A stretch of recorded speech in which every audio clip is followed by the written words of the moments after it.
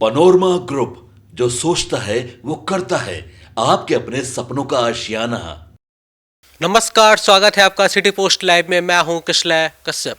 बिहार के 2 आईएएस अफसर कर रहे थे बड़ा खेल। अब ईडी ने एक्शन लेने का बनाया प्लान। जाने कौन है ये अधिकारी। इस पर अधिक बातचीत करने के लिए हमारे साथ मौजूद है मुस्कान। क्या ईडी की कार्रवाई बिहार की ब्यूरोक्रेसी को साफ करने की दिशा में बड़ा कदम है? देखिए, बिल्कुल ईडी की कार्रवाई को कोई लोग सिस्टम की सफाई के रूप में देख रहे हैं। बिहार के पिछले कुछ सालों में एसयूवी द्वारा लगातार छापेमारी और जांच बढ़ी है, और अब जब ईडी भी आईएएस अधिकारियों के लेन देन और फैसलों को की गहराई में जांच कर रही है, तो मैसेज साफ है कि अब कुर्सी बड़ी हो या पोस्टिंग चमकीली, जांच सबकी होगी। तो आईएएस योगेश सागर है और आईएएस अभिलाषा शर्मा है। ये दोनों आईएएस, दोनों की पोस्टिंग ऐसे विभाग में रही जहां बड़े प्रोजेक्ट, टेंडर और करोड़ों की स्कीमें चलती है।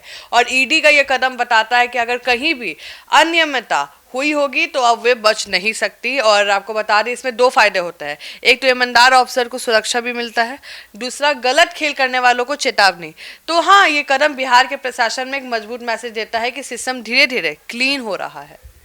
क्या आईएएस अधिकारियों के खिलाफ ईडी की जांच का असर बिहार की प्रशासनिक मशीनरी पर पड़ेगा? देखिए, इसका असर 2 तरीके से दिखेगा। पहला कि पॉजिटिव असर क्या होगा कि अब अधिकारी फाइलों को ज़्यादा पारदर्शिता के साथ चलाएंगे, फैसले में जल्दबाजी कम होगी, नियमों को फॉलो करने की प्रवृत्ति बढ़ेगी। और दूसरा है नेगेटिव इम्पैक्ट। नेगेटिव इम्पैक्ट क्या होगा कि कुछ अफसर डर की वजह से फैसले लेने में धीमे हो सकते हैं, और बड़े प्रोजेक्ट जो सख्त जांच के डर से रुक सकते हैं या देरी हो सकती है। लेकिन कुल मिलाकर बिहार जैसे राज्य में, जहां विकास कार्यों में पारदर्शिता की उम्मीद बढ़ रही है, वहां ये निगरानी जरूरी है। दबाव जरूर बढ़ेगा, लेकिन लंबे समय में ये राज्य को बेहतर प्रशासन देने में मदद भी करेगा। क्या एसबीयू और ईडी की संयुक्त जांच से सच जल्दी सामने आ पाएगी? हाँ, बिल्कुल, यही इस कार्रवाई का सबसे बड़ी ताकत है कि एसवीयू के पास लोकल लेवल पर नोटिस, फाइल मूवमेंट, टेंडर, पैसों के फ्लो की शिकायतों का डेटा होता है। वही ईडी के पास होता है बैंक ट्रांजैक्शन, बेनामी संपत्ति, डिजिटल ट्रेल, डीएन इन्वेस्टमेंट, इंटरस्टेट लिंक। ये जब दोनों एजेंसी मिलती है, काम करती है, तो एक बड़ा तस्वीर सामने आता है।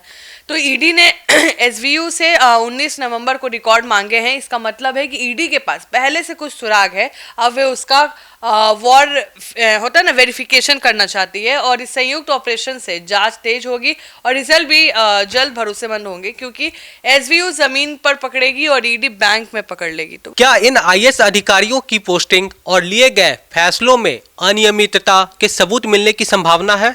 संभावना बिल्कुल है, क्योंकि लेकिन साबित तभी होगा जब रिकॉर्ड में तथ्य निकलेंगे। आईएएस योगेश कुमार सागर का बीयूडीसीओ वाला कार्यालय ईडी के रडार पे है। इस दौरान कई इंफ्रास्ट्रक्चर फैसले हुए, जिनमें टेंडर, कॉन्ट्रैक्ट, भुगतान शामिल है। ऐसे विभाग में गलत खेल की संभावना हमेशा रहती है, इसलिए ईडी जांच कर रही है। आईएएस अभिलाषा शर्मा के केस में वित्त विभाग है, ग्रामीण विकास विभाग के लिए एक आर्थिक निर्माणों की समीक्षा हो रही है। क्या कहीं किसी प्रोजेक्ट में बजट से ज्यादा ग्रांट मिली है, या किसी फाइल में जल्दी मंजूरी दी गई है, या किसी ठेकेदार को फायदा हुआ? ये सारे सवाल ईडी तलाश रही है, लेकिन अभी तक ना तो किसी को दोषी कहा गया है और ना ही किसी पर आरोप साबित हुए हैं। जांच जारी है, आने वाले दिनों में तस्वीर जो है वो साफ होगी। मतलब आगे का एपिसोड और भी ज्यादा मसालेदार होने वाला है। अगर अनियमितता मिली तो मामला बड़ा हो सकता है, और अगर नहीं मिली तो ये आईएएस साफ सुथरे निकल सकते हैं। लेकिन सस्पेंस अभी बरकरार है, दर्शक इंतजार में है, और साथ ही साथ ईडी भी तैयार है। धन्यवाद।